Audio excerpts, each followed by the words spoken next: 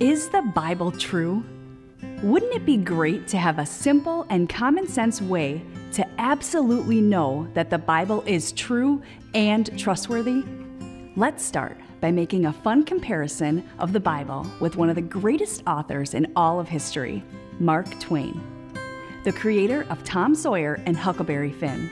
Another famous author, Garrison Keillor, wrote about Mark Twain, saying, "Even after he had retired from the lecture circuit, the old man liked to dress up in a fresh white suit.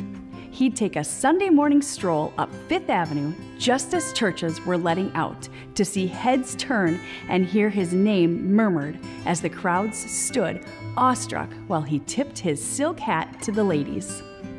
Funny how Mark Twain loved to be recognized. So much so that he went out of his way just to grab another moment in the limelight.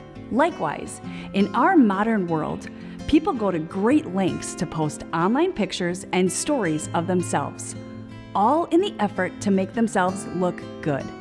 Without a doubt, people throughout history have always wanted to stand out and show others the very best side of themselves.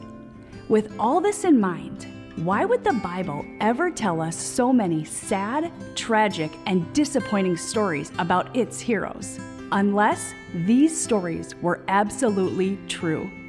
For example, who would ever want to admit one of these embarrassing or disappointing events?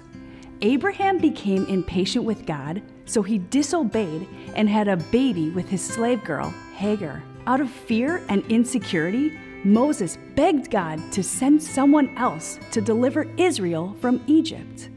King David committed adultery with Bathsheba, then had her husband Uriah killed. The genealogy of Jesus includes Rahab, who was a prostitute. The disciples misunderstood Jesus while he was alive and had doubts, despaired, and hid like cowards after his crucifixion. Wouldn't the Bible be better if it was filled with superheroes such as Batman or the Avengers? It's just plain common sense. The only reason we read about the heroes and champions of the Bible having problems, doubts, and serious struggles with their faith is because they are simply telling the truth. In the same way, why would God choose to allow His only Son to be born as a fragile child in a backwater village of an occupied country to an unwed, young, teenaged mother during such a turbulent time in history? Who could ever even conceive of such a story unless it was the truth?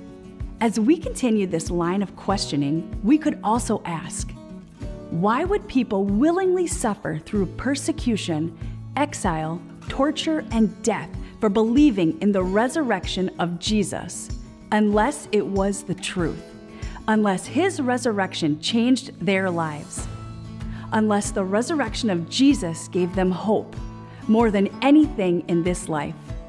Now look at this ancient book, the Bible, in light of our modern, fast-paced, and high-tech world, and you'll see that the good news of Jesus is still able to restore marriages, still able to open up hearts to others, still able to open up wallets of generosity, and still continues to motivate and inspire people to be their very best, and still continues to give people hope. And amazingly, unlike the heroic, look-at-me, bigger-than-life portrayals of so many biographies, the Bible shows us that God does not call superheroes to carry out His plans, but broken people just like you and me.